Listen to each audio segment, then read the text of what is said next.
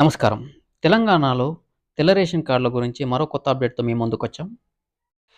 Election code కారణంగా గత 7, 8 నెలలుగా నిలిచిపోయిన మెంబర్ యాడిషన్ మరియు రేషన్ కార్డులో సవరణల గురించి నిలిపివేసిన సర్వీస్‌ను తెలంగాణ ప్రభుత్వం పునరుద్ధరించింది.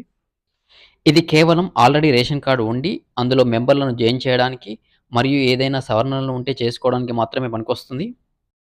అయితే గత 7, 8 సంవత్సరాలుగా ఆల్రెడీ మీ సేవలో అప్లై చేసి ఎదురుచూస్తున్న ప్రజలకు ఎలాంటి పరిష్కార మార్గం చూపకుండా, మళ్ళీ కొత్తగా యాడింగ్ ఆప్షన్ చూపించడంతో ప్రజలంతా నిరసన వ్యక్తం చేస్తున్నారు. దీనిపై అధికారులు స్పందిస్తూ, ఇది కేవలం యాడింగ్ కోసం మాత్రమేనని, ఇదివరకు ఎవరైతే యాడింగ్ కోసం అప్లై చేసుకొని ఉన్నారో వారు తిరిగి అప్లై చేయాల్సిన అవసరం లేదని, ఎవరైనా అప్లై చేయకుండా ఉంటే వాళ్ళు మాత్రమే ఇప్పుడు అప్లై చేసుకోవాలని తెలిపారు.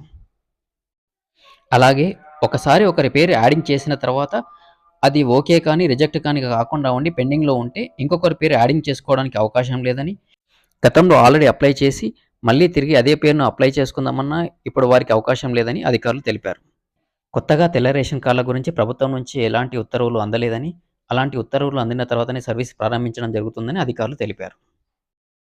ఆల్రెడీ తెల్ల రేషన్ కార్డ్ కలిగి ఉండి అందులో మెంబర్‌ను యాడ్ చేద్దామనుకున్న వారి కోసం కావాల్సిన పత్రాలు: మీ ఫుడ్ సెక్యూరిటీ కార్డ్ జిరాక్సు, మరియు మీ సేవ అప్లికేషన్ ఫాము, మరియు ఎవరైతే మెంబర్‌ను యాడ్ చేయాలనుకుంటున్నారో లేదా ఏదైనా సవరణలు చేయాలనుకుంటున్నారో వారి యొక్క ఆధార్ కార్డ్ జిరాక్స్ తీసుకొని వెళ్ళగలరు.